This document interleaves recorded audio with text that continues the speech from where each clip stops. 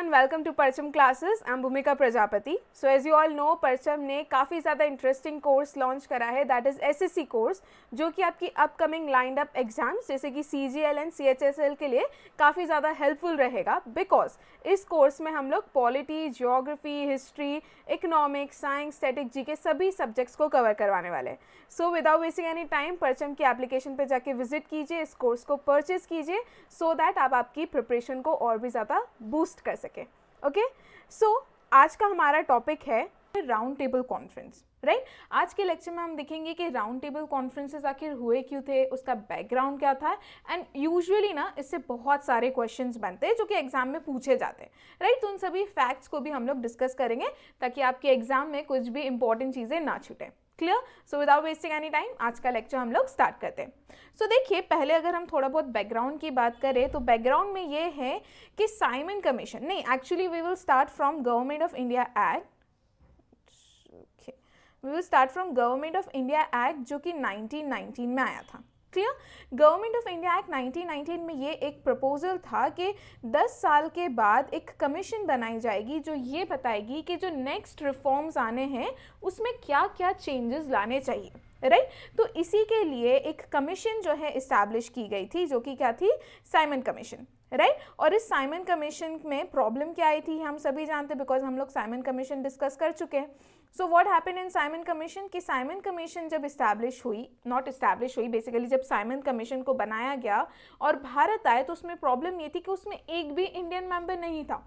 मतलब एक ऐसी कमीशन जो ये बताने वाली है कि इंडिया में आगे क्या क्या रिफॉर्म्स लाने चाहिए, क्या क्या चेंजेस आने चाहिए. उस कमीशन में एक भी भारतीय नहीं था जो ये बता सके कि हाँ हमें इस चीज़ की ज़रूरत है, आपको ये रिफॉर्म लाने की चाहिए. ठीक है, सो इसी चीज़ के लिए इंडियंस को चैलेंज किया गया था कि आप अपने अकॉर्डिंग बनाइए. अगर आपको साइमन कमीशन से इतनी प्रॉब्लम हो रही है, ठीक है, अगर आप इतने केपेबल है तो आप लोग खुद अपनी एक रिपोर्ट तैयार कीजिए. उसी का रिजल्ट क्या था, नेहरू रिपोर्ट. क्लियर? तो Simon commission and Nehru report, अब दो रिपोर्ट्स जो है किसके पास आ गई थी, एक किसकी रिपोर्ट थी, एक साइमन कमीशन की रिपोर्ट थी और एक किसकी रिपोर्ट थी, एक नेहरू रिपोर्ट थी जो कि इंडियन नेशनल कांग्रेस के लोगों ने बनाई थी.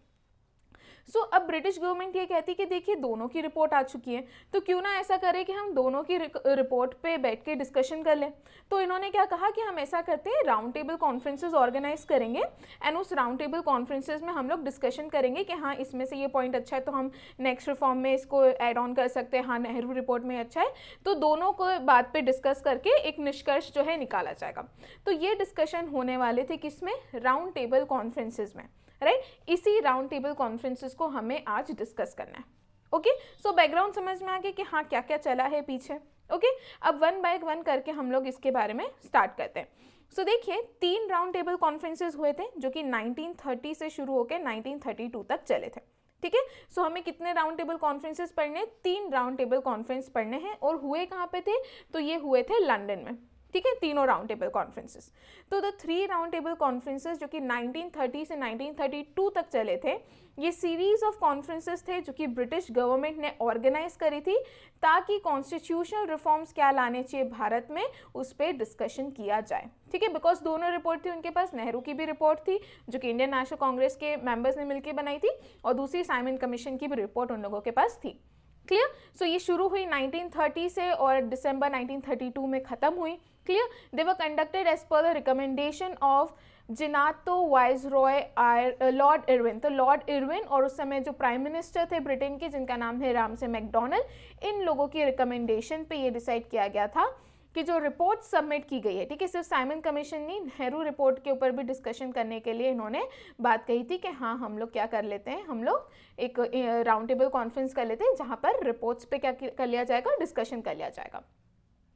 So the demands for Swaraj or self-rule in India has been growing increasingly strong. ठीक है, अब क्या हो गया, यहाँ पर स्वराज सेल्फ रूल की डिमांड भारत में तेजी से बढ़ती जा रही है.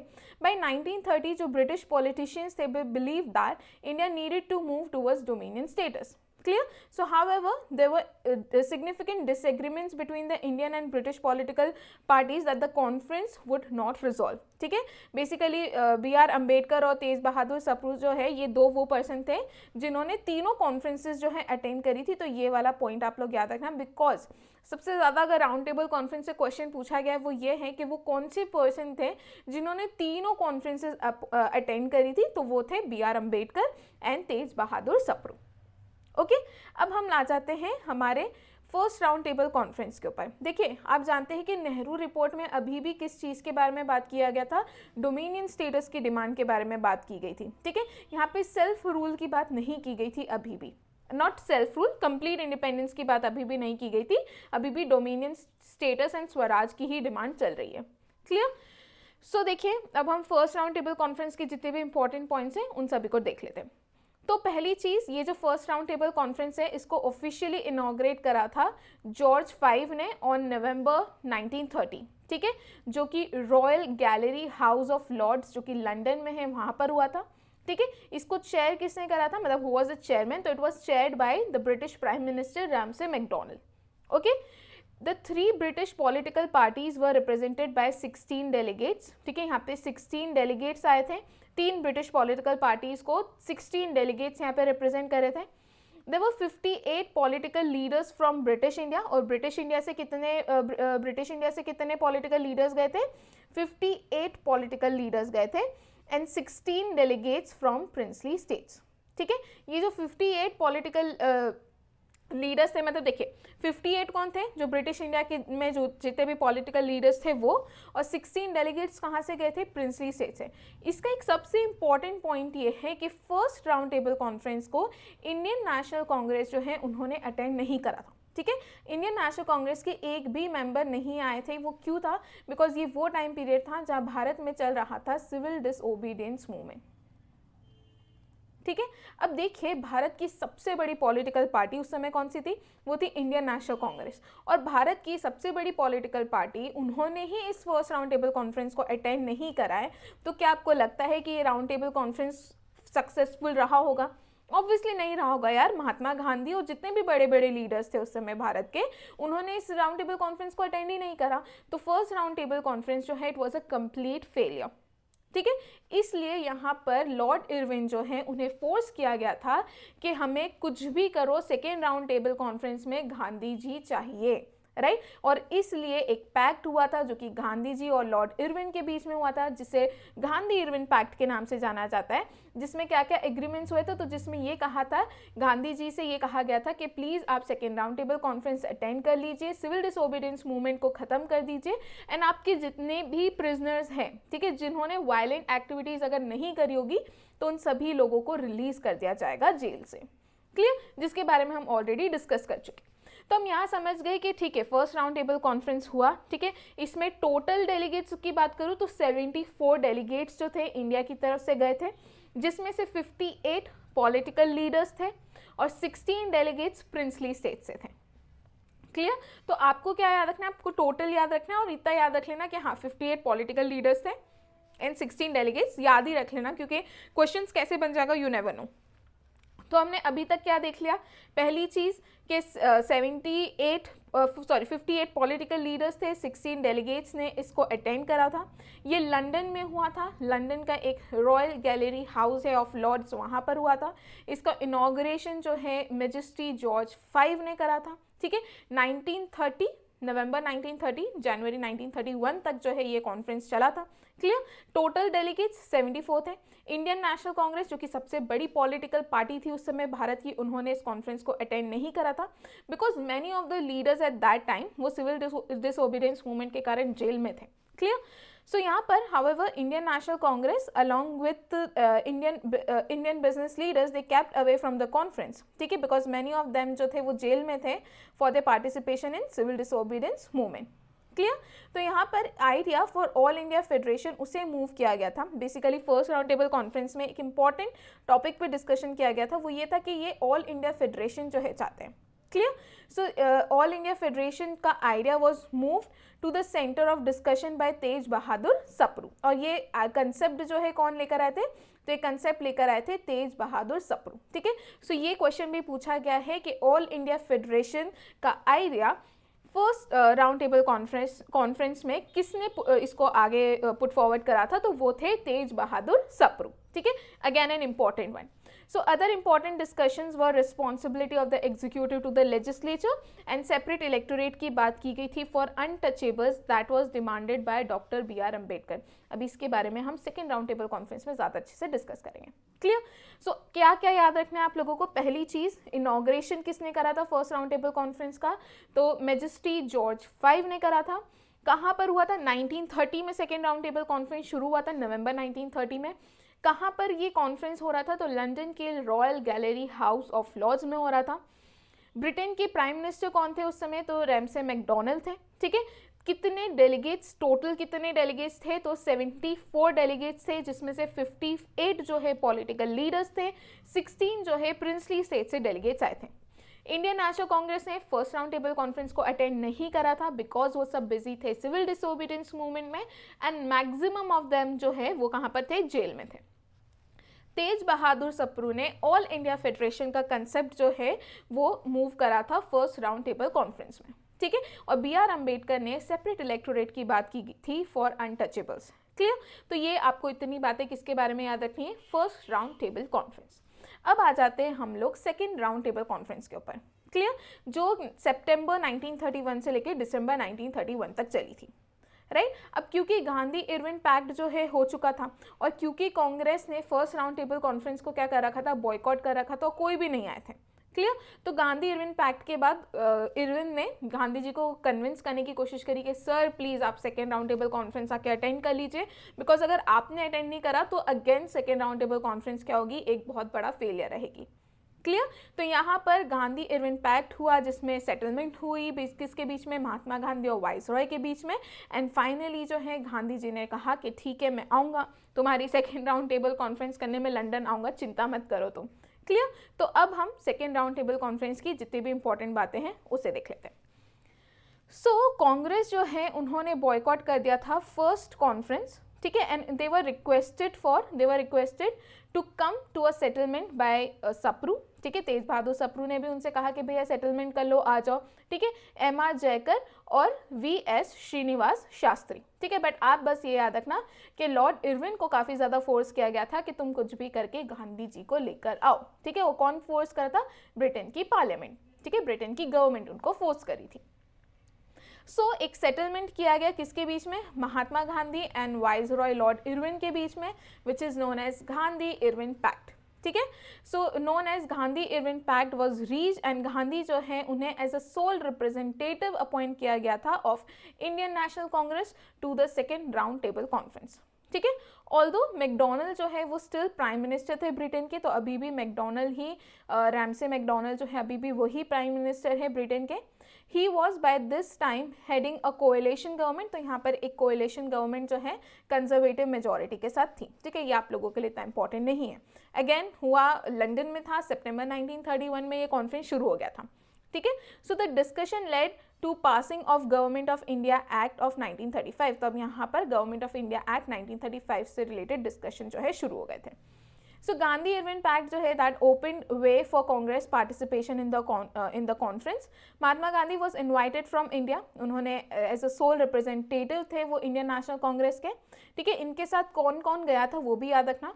तो इनके साथ सरोजिनी नायडू भी गई थी. ठीक है. मदन मोहन मालवीय गए थे, घनश्याम दास बिरला गए थे, मोहम्मद इकबाल, सर मिर्ज़ा इस्माइल जिन्हें दीवान कहा जाता है मैसूर का, और S.K. Datta and sir Syed Ali Imam. ये सभी लोग जो हैं गांधी जी के साथ सेकेंड राउंड टेबल कॉन्फ्रेंस में गए थे. ठीक है. So Gandhi claim that Congress alone represented political India. ठीक है। तो इस दैट अनटचेबल्स जो है वो हिंदू हैं और उन्हें माइनॉरिटी की तरह ट्रीट नहीं किया जाना चाहिए। सो व्हाट हैपेंड यहाँ पर, बी आर अम्बेडकर, बिकॉज उन्होंने फर्स्ट राउंड टेबल कॉन्फ्रेंस भी अटेंड करी थी, सेकेंड राउंड टेबल कॉन्फ्रेंस भी अटेंड करी थी, थर्ड भी करी थी।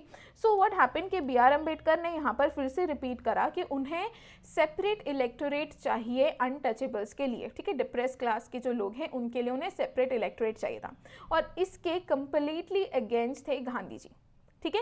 गांधी जी का मानना था कि अगर हमने अनटचेबल्स को सेपरेट इलेक्टोरेट प्रोवाइड कर दिया, सो हम अग्री कर रहे हैं इस चीज़ के लिए कि वो हमारी सोसाइटी, इंडिया की जो सोसाइटी है, इंडिया के जो लोग हैं उनका पार्ट नहीं है, ठीक है। हम ये उन लोगों को प्रूफ कर दे रहे कि भैया तुम हिंदू नहीं हो, तुम माइनॉरिटी हो, और इसलिए गांधी जी ने इसका काफ़ी ज़्यादा अपोज करा था कि नहीं, हम इन्हें जो अनटचेबल्स की तरह जिन्हें ट्रीट किया जाता था, जो डिप्रेस क्लास थे, उन लोगों को सेपरेट इलेक्टोरेट नहीं देना चाहेंगे, ठीक है। सो इस चीज़ के अगेंस्ट गांधी जी थे, एंड अगेन यहाँ पर जो है डिसएग्रीमेंट होता हुआ दिखा, गांधी जी इस चीज़ के फेवर में नहीं थे, एंड ये बातें हुई, ये डिस्कशन हुई, और उसके बाद जो है गांधी जी जब यहाँ से वापस इंडिया लौट गए तो उसके बाद रामसे मैकडॉनल्ड ने कम्युनल अवार्ड जो है इंट्रोड्यूस कर दिया। ब्रिटिश पार्लियामेंट में क्लियरली कह दिया गया कि हम लोग कम्युनल अवार्ड लेकर आ रहे हैं for minority representation. And Gandhi ji क्या थे एक्चुअली, देखो सीन ये है कि ये सेकेंड राउंड टेबल कॉन्फ्रेंस खत्म हुआ, यहाँ पर उनको पता चल गया कि बी आर अम्बेडकर ने अनटचेबल्स की बात की है, बट गांधी जी वहीं पर क्लियर कर चुके थे कि अनटचेबल्स के लिए सेपरेट इलेक्टोरेट हमें नहीं चाहिए, ठीक है। हम उन्हें हिंदू की जो पूरी सोसाइटी थी, हिंदू का जो पूरा पार्ट है, उससे अलग नहीं कर सकते, बिकॉज वो उसी का पार्ट है, हम उन्हें माइनॉरिटी की तरह ट्रीट नहीं करना चाहते। This is what Gandhi ji said. So जब गांधी जी आ गए भारत, ठीक है, काफ़ी डिसअपॉइंटेड थे वो सेकेंड राउंड टेबल कॉन्फ्रेंस से, और वो जैसे ही भारत आए उन्होंने ये डिसाइड करा कि मैं सिविल डिसोबीडियंस मूवमेंट फेज़ 2 जो है उसे स्टार्ट कर दूंगा। बट उस समय क्या हुआ कि उन्होंने जैसे ही फेज़ 2 स्टार्ट करने की बात करी, गांधी जी को अरेस्ट करके जेल में डाल दिया कि भैया इनको जेल में रख दो, वरना फालतू ये सिविल डिसोबीडियंस मूवमेंट स्टार्ट कर देंगे और मास मूवमेंट फिर से बन गया तो प्रॉब्लम आ जाएगी। तो जैसे ही उन्होंने फेज़ 2 स्टार्ट करा, उनको अरेस्ट कर लिया गया, और जितने भी इंपॉर्टेंट लीडर्स थे उनको भी अरेस्ट कर लिया गया। सो हुआ यूँ कि फिर उनको, जब वो जेल में थे तो उनको ये न्यूज़ मिलती है कि भैया कम्युनल अवार्ड जो है फॉर माइनॉरिटी रिप्रेजेंटेशन जो है वो रैमसे मैकडॉनल्ड ने क्या कर दिया है, इंट्रोड्यूस कर दिया है। और इसी से काफ़ी ज़्यादा गुस्सा होकर गांधी जी ने जेल में ही क्या करा, उन्होंने कहा कि मैं जब तक फास्ट रखूँगा जब तक ये जो प्रोविज़न है इसे हटा ना दिया जाए। सो जब गांधी जी के ने फास्ट करना शुरू करा, उनकी तबीयत जो है बहुत ज़्यादा ख़राब हो गई, क्लियर। और तब रैमसे मैकडॉनल्ड ने ये कहा कि यार मेरा कंसेप्ट थोड़ी ना था ये सेपरेट इलेक्टोरेट लाना फॉर अनटचेबल्स, ये तो बी आर अम्बेडकर ने कहा था, तो तुम्हें जो भी बात करनी तुम बी आर अम्बेडकर से कहो, मुझे क्यों कह रहे हो।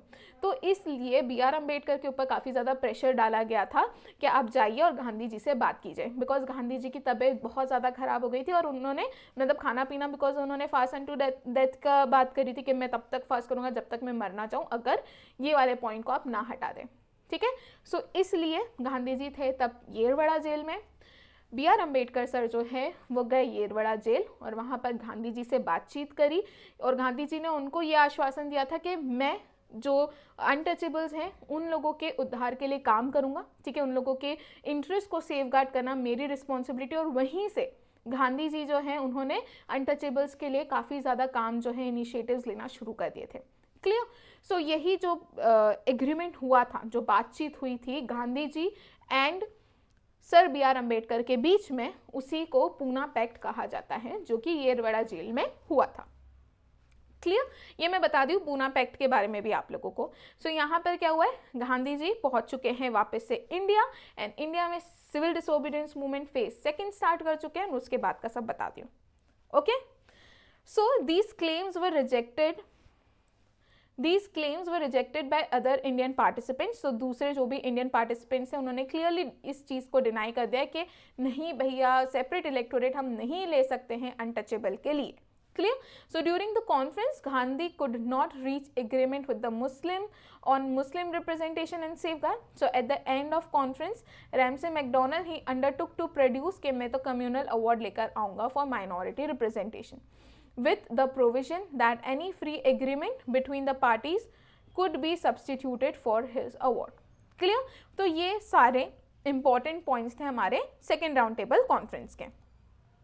इसके बाद थर्ड राउंड टेबल कॉन्फ्रेंस की बात करें तो नवंबर 1932 में स्टार्ट हुआ था थर्ड राउंड टेबल कॉन्फ्रेंस, ठीक है, थर्ड और लास्ट सेशन था, राइट। इसमें अगेन जो है बी.आर. अम्बेडकर एंड तेज बहादुर सप्रू जो है उन्होंने इसे अटेंड करा था, बट महात्मा गांधी ने अगेन इसे अटेंड नहीं करा था। एंड सबसे कम लोग जो है ओनली 46 डेलीगेट्स जो हैं उन्होंने इस थर्ड राउंड टेबल कॉन्फ्रेंस को क्या करा था, अटेंड करा था, बिकॉज जितने भी मेन पॉलिटिकल फिगर्स थे वो समय प्रेजेंट नहीं थे वहाँ पर। क्लियर। सो अब जो है लेबर पार्टी थी ब्रिटेन से, ठीक है, और इंडियन नेशनल कांग्रेस से क्लियरली रिफ्यूज कर दिया, हम अटेंड नहीं करने वाले। सो फ्रॉम सितंबर 1931 से मार्च 1933 तक under the supervision of secretary of state उस समय जो थे सर सैमुअल होर, the proposed reforms took the form, जो कि आप लोगों को गवर्नमेंट ऑफ इंडिया एक्ट 1935 में दिखेगा, जिसे हम नेक्स्ट लेक्चर में डिस्कस करने वाले हैं। क्लियर। सो ये था हमारा थर्ड राउंड टेबल कॉन्फ्रेंस के बारे में। आप लोगों को क्या रखना है, इंडियन नेशनल कांग्रेस ने इसको अटेंड नहीं करा है, सिर्फ 46 डेलीगेट्स ने इसे अटेंड करा था, और थर्ड राउंड टेबल कॉन्फ्रेंस के डिस्कशन के बाद ही गवर्नमेंट ऑफ इंडिया एक्ट 1935 को क्या किया गया था, फ्रेम किया गया था। ओके, अब आप थोड़े से पूना पैक्ट के भी इंपॉर्टेंट फैक्ट्स देख लीजिए, ठीक है। सो क्या था, डॉक्टर बताओ, स्टोरी तो बता चुकी हूँ, अब एक बार इसमें से हम लोग देख लेते हैं, ठीक है। सो डॉक्टर अंबेडकर वो फेवर में थे, सेपरेट इलेक्टोरेट चाहिए था उन लोगों को डिप्रेस क्लास के लिए, and this was laid down by him, और ये उन्होंने कंसेप्ट कब दिया था, फर्स्ट राउंड टेबल कॉन्फ्रेंस में अपना ये आइडिया रिप्रेजेंट करा था। क्लियर, बिकॉज वो वहाँ पर डिप्रेस क्लास को ही रिप्रेजेंट कर रहे थे उस कॉन्फ्रेंस में। Gandhi was against this idea, ठीक है, and when PM McDonald he decided कि वो कम्युनल अवार्ड्स जो है ग्रांट करने वाले हैं to the minorities and the depress class, he undertook a fast while he was in jail in Poona. Poona में भी वो येरवड़ा जेल में थे। Clear? Due to public pressure to end the fast unto death, doctor B R. Ambedkar and Gandhi ji ने Poona pact sign करा, which led down reserve seats for depress class, ठीक है, in provincial legislatures for which elections would be through joint electorate. मतलब separate electorate का concept हटा दिया, उन्होंने कहा कि हम इन्हें रिजर्वेशन दे देंगे, हम सीट्स रिजर्व कर देंगे इन लोगों के लिए प्रोविंशियल लेजिस्लेचर में, और बट ये इलेक्शन जो होगा जॉइंट इलेक्टोरेट के थ्रू ही होगा, सेपरेट इलेक्टोरेट के थ्रू नहीं होगा।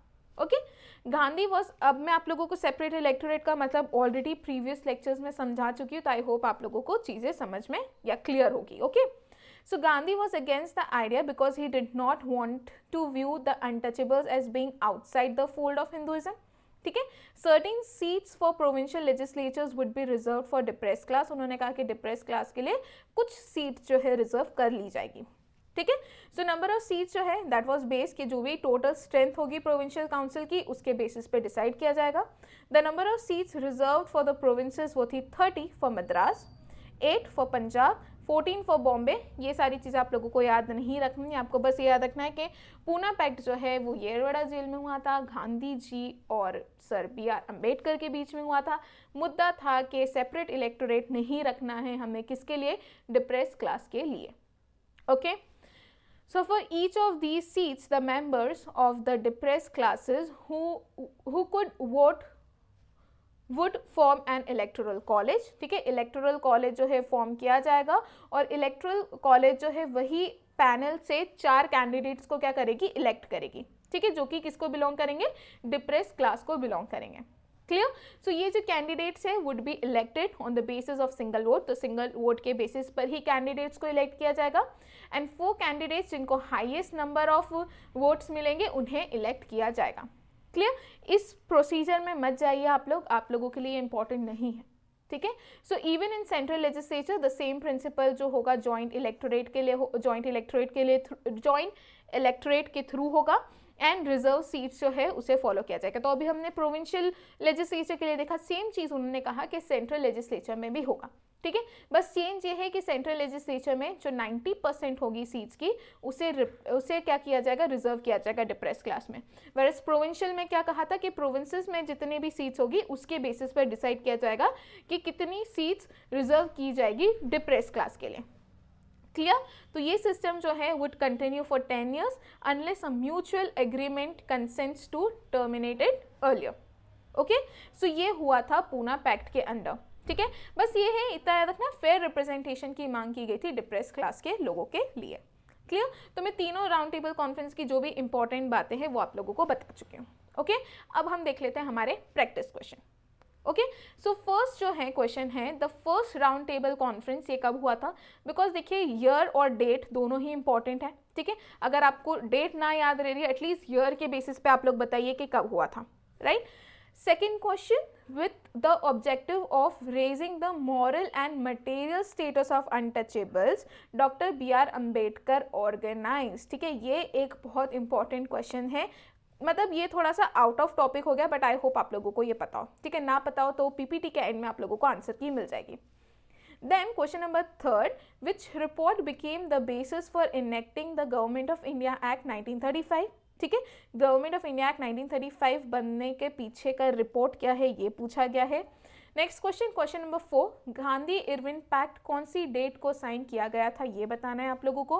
Now who was the British prime minister during second round table conference, ठीक है। सेकेंड राउंड टेबल कॉन्फ्रेंस के टाइम पर ब्रिटिश प्राइम मिनिस्टर कौन थे, राइट। सो ये है आप लोगों के 5 प्रैक्टिस क्वेश्चंस। ट्राई कीजिएगा कि आप लोग खुद सॉल्व करें, अगर ना बने तो आप लोगों को PPT के एंड में आंसर की मिल जाएगी, ठीक है। सो आई होप आप लोगों को सारी चीज़ें समझ में आई होगी एंड कोई डाउट नहीं होगा। अगर आप लोगों को कोई डाउट है तो आप लोग मुझसे पूछ सकते हैं, ठीक है। आई विल मेक श्योर आप लोगों के सभी डाउट को क्लियर किया जाए। थैंक यू सो मच, मिलते हैं नेक्स्ट लेक्चर में।